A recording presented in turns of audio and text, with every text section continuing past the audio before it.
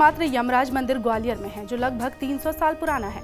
दीपावली के एक दिन पहले यानी नरक चौदस पर यमराज की पूजा के साथ उनका वैदिक मंत्रोच्चार के साथ अभिषेक किया जाता है। साथ ही यमराज से मन्नत मांगी जाती है कि वह उन्हें अंतिम दौर में कष्ट ना दे। ग्वालियर के फूलबाग चौराहे के पास मार्कंडेय मंदिर है। इस मंदिर में यमराज की प्रतिमा स्थापित है। बताया जाता है कि मंदिर की स्थापना सिंधिया राजवंश के राजाओं ने लगभग 300 साल पहले इस मंदिर में कराई थी। यमराज की नरक चौदस पर पूजा अर्चना करने को लेकर धार्मिक मान्यता है, जिसका पौराणिक कथाओं में उल्लेख मिलता है।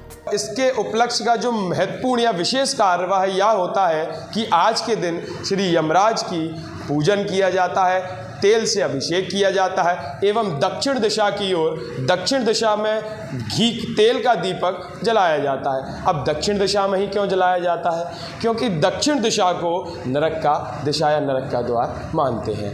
जब हम इसके दृष्टांत की, इसके इतिहास की बात करते हैं तो वह कुछ इस प्रकार है कि नरक चतुर्दशी के दिन श्री कृष्ण भगवान ने अपनी पत्नी सत्यभामा के साथ मिलकर जो नरकासुर नामक राक्षस था उसका वध किया था। नरकासुर को ही हम भौमासुर भी कहते हैं। अब नरकासुर का वध क्यों किया था, इसके पीछे भी एक दृष्टांत है। क्या नरकासुर जो था उसको यह वरदान था कि उसकी मृत्यु सिर्फ स्त्री के हाथों ही होगी। इस कारण से, इस भय से नरकासुर ने 16,000 स्त्रियों को अपना बंदी, कन्याओं को अपना बंदी बना लिया था। जब कृष्ण भगवान को यह बात पता चली तो वह सत्यभामा के साथ जाकर नरकासुर की, उसको वरदान था कि स्त्री ही उसका वध कर सकती हैं, तो सत्यभामा को वो अपने साथ ले गए और सत्यभामा के द्वारा उनका वध किया गया।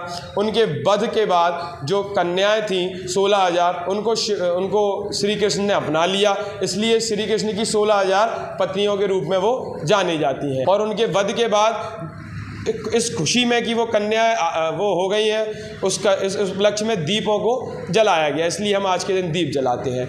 उसके बाद जो इनकी मृत्यु के बाद जो रक्त के छींटे कृष्ण भगवान के शरीर पर पड़े थे, उस रक्त के छींटों को साफ करने के लिए इनका तेल से स्नान कराया गया, इसलिए आज के दिन तेल का स्नान कराया जाता है। ये आज के दिन की कथा है, आज के दिन का वृतांत है। मान्यता है कि यमराज ने जब भगवान शिव की तपस्या की थी, यमराज की तपस्या से प्रसन्न होकर भगवान शिव ने यमराज को वरदान दिया था कि आज से तुम हमारे गण माने जाओगे और दीपावली से एक दिन पहले नरक चौदस पर जो भी तुम्हारी पूजा अर्चना और अभिषेक करेगा, उसे सांसारिक कर्म से मुक्ति मिलने के बाद उसकी आत्मा को कम से कम यातनाएं सहनी होंगी, साथ ही उसे स्वर्ग की प्राप्ति होगी। तभी से नरक चौदस पर यमराज की विशेष पूजा अर्चना की जाती है। यमराज की पूजा अर्चना भी खास तरीके से की जाती है। पहले यमराज की प्रतिमा पर घी, तेल, पंचामृत, इत्र, फूल माला, दूध, दही, शहद से यमराज का अभिषेक किया जाता है। उसके बाद दीपदान किया जाता है।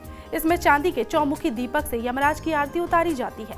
यमराज की पूजा करने के लिए दूर दराज से लोग ग्वालियर आते हैं और यमराज को अपनी आराधना से प्रसन्न करने की कोशिश करते हैं। संभवतः ग्वालियर में स्थित यमराज का ये मंदिर देश का इकलौता मंदिर है। यही वजह है कि ये लोगों की आस्था का केंद्र बना हुआ है। यहाँ हर साल नरक चौदस पर देश भर से श्रद्धालु आते हैं।